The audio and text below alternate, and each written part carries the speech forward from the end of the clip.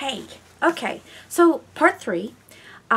This one is going to be a series of little clips that I'm going to put all together and attach to this one video. And I'm going to go over each one of the different types of ephemera, how I store them, how I work with them, how I figure out what it is that I'm going to use for a project, and any other little tips and tricks and things that I can think of. This one's basically ephemera, which is a huge part of the entire crafting process. From little bits of paper to metal pieces to, ephemera covers kind of everything but your paper that you're working with. It's just kind of all of the goodies. This is like the cherry on top and the sprinkles. It's the best part of it. It's the most fun. Like if you're working on a mini album, once you get all the mini album together, then you get to go back and work with all your ephemera to put on and decorate each page and have fun with that. So from ribbon and lace to paper to small paper embellishments and metal pieces and plastic and wood. Beads. I'm going to go through all of these things, how I store them, and again, they're just going to be kind of little clips. So you'll go from a fade out to a fade in with whatever the next clip is, and hopefully they'll all be short, so it won't be a huge long video for you to watch. Okay, thanks, and I'll be back. I think first one is laces. Okay, bye. Yeah, so I wanted to first touch base on laces. This is how I store my laces. These are the insides of what they wrap material around. So I find that keeping them this way, I'm not going to have to iron them as much, because a lot of times if they were a mess from being folded or maybe getting twisted or whatever, I wouldn't want to use them because I didn't want to deal with having to iron them, because really, who wants to iron? Anyway, so I wanted to show you a few that I had that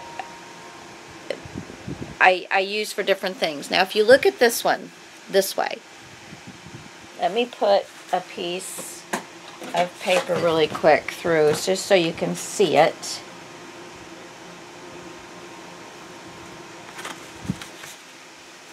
Okay, so if you look at it this way, get it in front of me.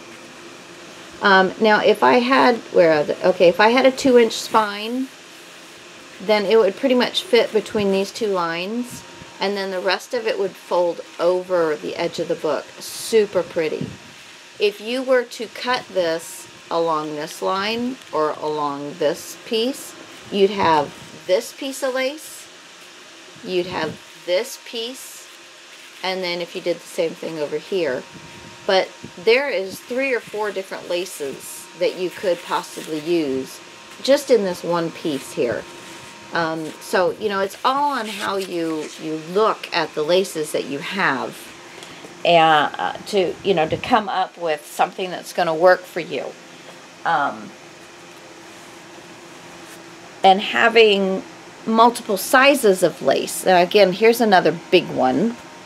But having these little ones, like, let me slide. Having little ones like this are great for sticking right behind a piece. Let me run it right to the edge there. So great on the edge of a pocket, to hang off the edge of a page. I love the little ones. I love the little ones. I love to have these that it just gives you another option. A lot of the different laces will have flowers on them, but I try and also find laces that do not. This one has a flower on it. Let's see if I can get that. This one has a flower on it. And but I think you could play it down if you didn't want a flower, because some things I think just flowers just aren't, like I'm getting ready to do a mermaid book, and flowers just aren't going to get it for me. So I'm going to be using other things. Now this one could be thought of as a flower or not, but laces have little stories to tell, and so, you know, you just have to look at them and look at the different features in the lace and see if it's something that you can use. Take little pieces, you know, take little pieces of several of the laces, different sizes, and when you're working with a piece of paper and you're trying to figure out, well, now would it look good hanging off the edge? Would it look good just on the edge coming onto the paper? Would I like it to be centered? How about if I had 2 sheets of paper, you know, and I fold one over like this and then put this in between and had it sticking out. So, but if you, I can't really get it to look right, but you know, so if you get a lot of different pieces of your lace out and cut 12 inches, because 12 inches will probably do just about any page size that you have. So I like to have a good like 9 to 12 inches, because I usually do 9 by 6, 8.5 by 5.5. You know, those are usually my favorite ones. And play around with it. Throw the different ones on the page. See which ones you like better. So those are kind of my tips on lace. Now on my those are all my flat laces. Well, I wouldn't say they're all of my flat laces, but this is how I store my pre-gathered laces. Oops, break my chair. So usually on these stronger ones, this is pretty strong.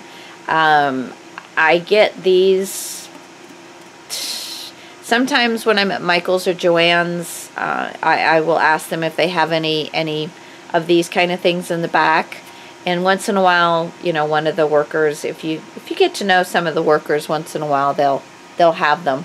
But these will fit if you do like half of the stick. This one I actually have the whole stick wrapped, and some of these are not gathered laces, but the rest of them are. But most of the time I only do about half of the stick, and then the other half goes into a bucket that I have a couple on the wall. And so then I can see these this way, and that way, you know. And a lot of times you got to remember that these gathered laces, you take the string off of them, they're not gathered anymore, they're flat laces, so you don't necessarily have to use them the way they come. You can cut it off or just pull the strings off, and you know, so if it's something perfect that you just want to have, but you need it to be flat, then use it. Take the string out and make it useful for you.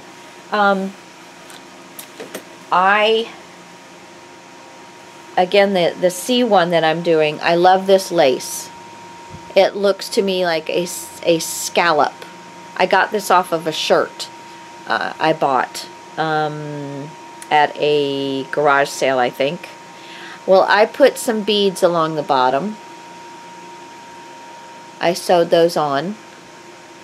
And then, and I did about 6 inches of it, because that's going to cover just about anything that I'm going to want to use this as a pocket, because that's what I was thinking of this as being a pocket. And then on this side, I started, on the other side, it's all one piece of lace. But on this side, I started, and if you can see, let me get my paper again. If you can see, right here, I have a gold, an aqua, and a gold bead. And I just did it all across the edge, or right in between those. Now they are individually done, so if I cut in between this one, I'm not going to lose beads. And on this one, I've got 6 beads, and then I have tied a knot, and then 6 more beads and tied a knot. So if I cut somewhere, I'm only going to lose a couple of beads, one side of it or the other, and I will just then take and loop around. So for the most part, all of this is going to get used.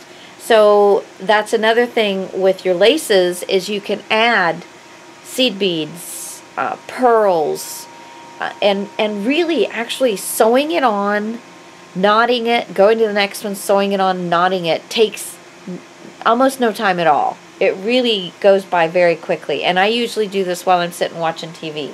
The only thing you do need is good light. Now, I've got 100 yards of this stuff, and so I have just left it as I found it. I bought this at a thrift store, and I think I spent $2. I think it was $2, and I got, it says right here 100 yards. I think it's upside down. Yeah, 100 yards. So somebody measured all this and then stuck it back on there. There's a lot on there.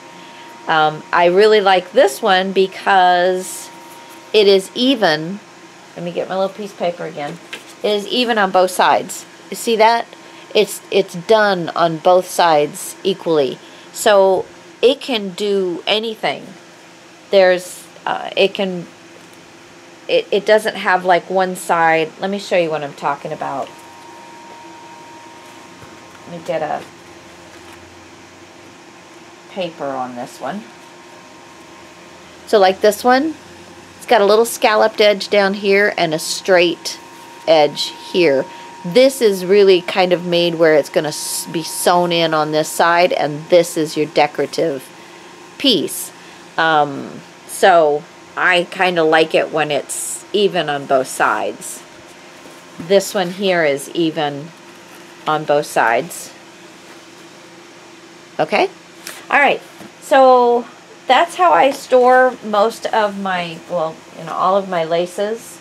And I'll show you how I do my tidbits and stuff in another one. Because right now it's an absolute mess, and I wouldn't dare show it to you. Alright, so I'll talk to you later. Bye. Okay, this is how I kind of do my paper ephemera stuff. I have this big bin here. Let me move this out of the way so I can flip this around. It's got 3 compartments to it. I think you can see that. It's got 3 compartments to it. And I got this at a garage sale, so I really couldn't tell you where you could get this. I am so sorry to say. But I have like 3x5 cards. I kind of stick what I have right here. This is kind of all of my Project Life stuff. I and life cards.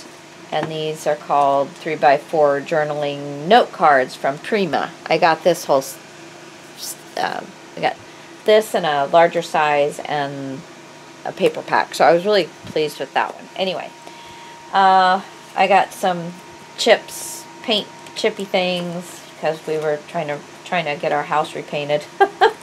But I've got all kinds. I've got some sewing ephemera. I've got some library cards.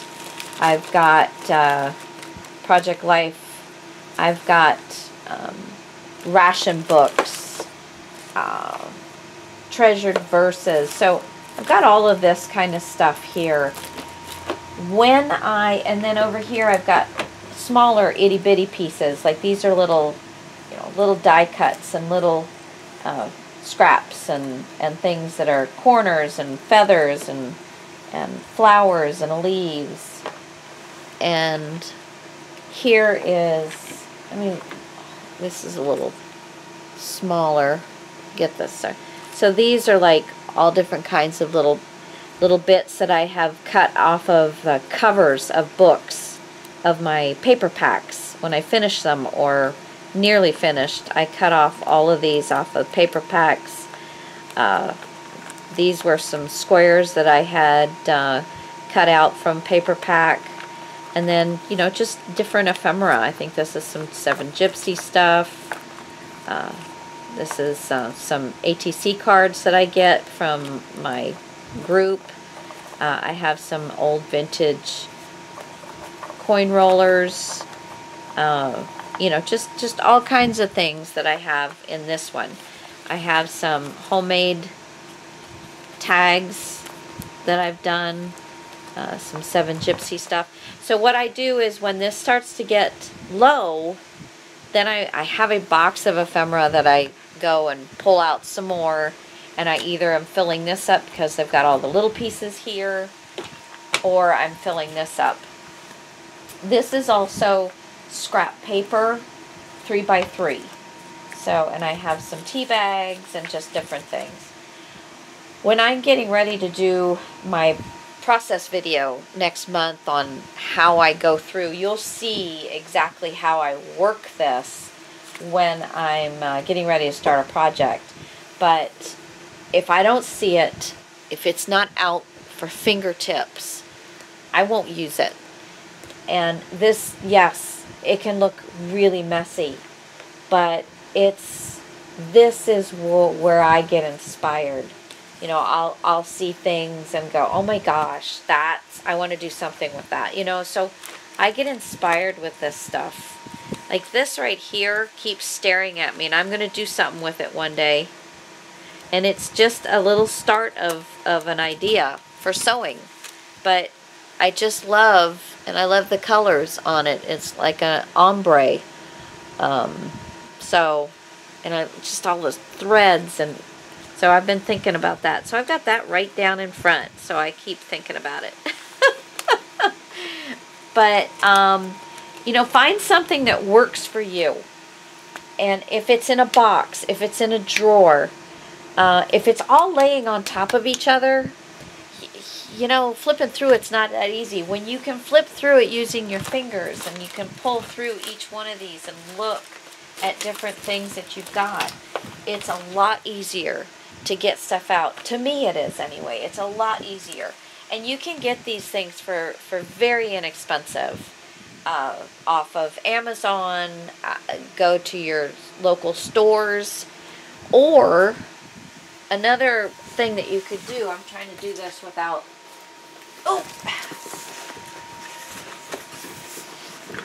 I pulled this out. This is from the Dollar Tree. It had coloring books in it. I thought I'm going to cover this and make it pretty, but I've just got some things that that are ready to go into books, and they're bigger. Like I've got 3 of these, and they're pretty thick, and so they would take up a lot of room in here. These are kind of for individual things anyway. They're not for like huge. I've got a million of them, because then I would put 3 of these. I'd put 2 of them in my box of ephemera, and so that's probably what I will do. But anyway, so go to the stores and say, hey, this one's empty, do you mind if I take it? You buy a game. You got this, you put the 2 lids together, glue them together, and then put little dividers in there somehow, and you can put all kinds of little ephemera pieces in here. So, you know, that's just another idea. So, you don't have to go out and buy a bunch of fancy stuff. Like I said, I got mine at a garage sale. So, that's it for that one. I hope this helps you, and we'll talk to you again soon. Bye!